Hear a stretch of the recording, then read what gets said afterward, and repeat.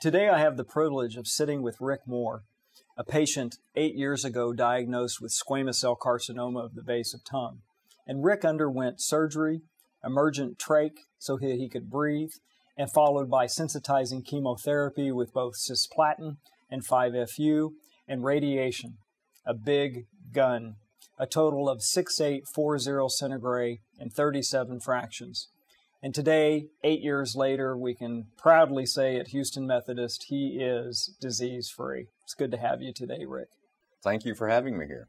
So, Rick, we're going to go back to 2006, and this is a sagittal shot from the side of your tumor laterally. And you can see it's about 4 centimeters, and distally in the back, it's encroaching on the airway. This is why you were having so much difficulty with pain with swallowing and then the ability to breathe clearly.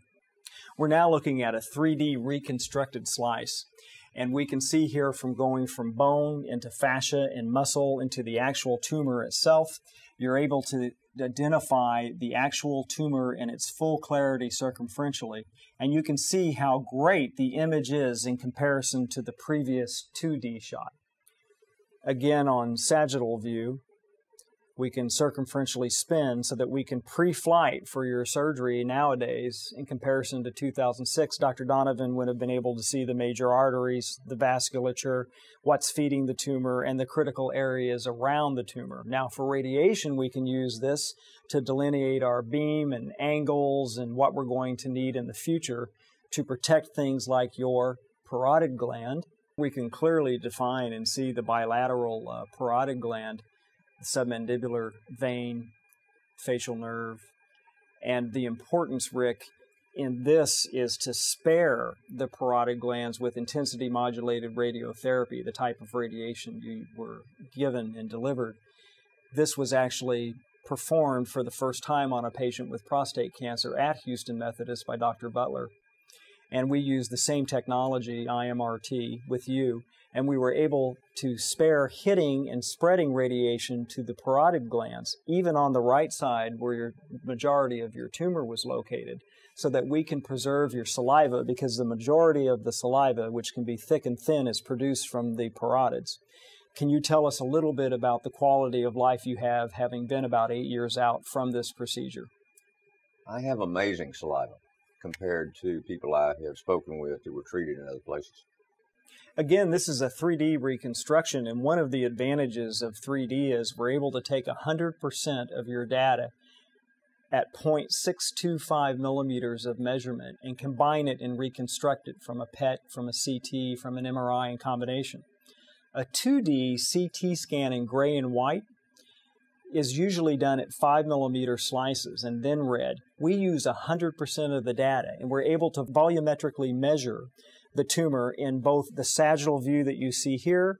As we spin around, we can get a total dimension of your tumor. So it's important to see a complete response or a near complete response or progression of tumor to not only pre-flight the tumor for surgeons, but after chemotherapy and radiation, we can actually measure your response objectively.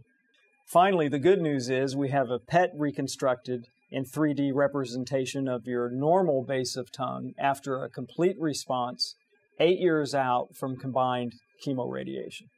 Rick, patients fear chemotherapy, radiation therapy, surgery, and you had all 3 of those combined in our program. You're cured now, but there are side effects associated with that kind of treatment.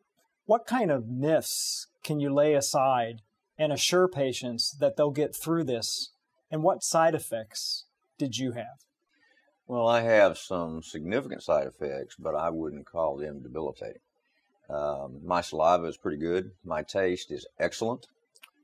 My sense of smell is probably better than before treatment, believe it or not. I got beneficial sinus effects from the something that you guys did. Right.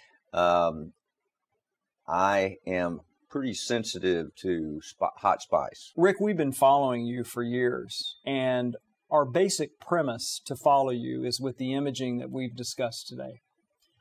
What is it like, and how anxious do you get before each time you have a doctor's visit?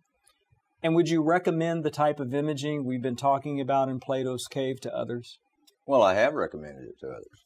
In fact, there is a patient in a clinical trial at another facility that we got their doctor together with Dr. Butler, and they brought their scans in here to help find what the problem was. Exactly. I carry images, static images of Plato's Cave on my iPhone, and I share them with doctors.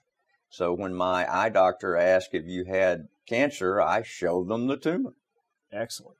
If you could summarize your total Plato's Cave experience as a patient, what would you say? Peace of mind.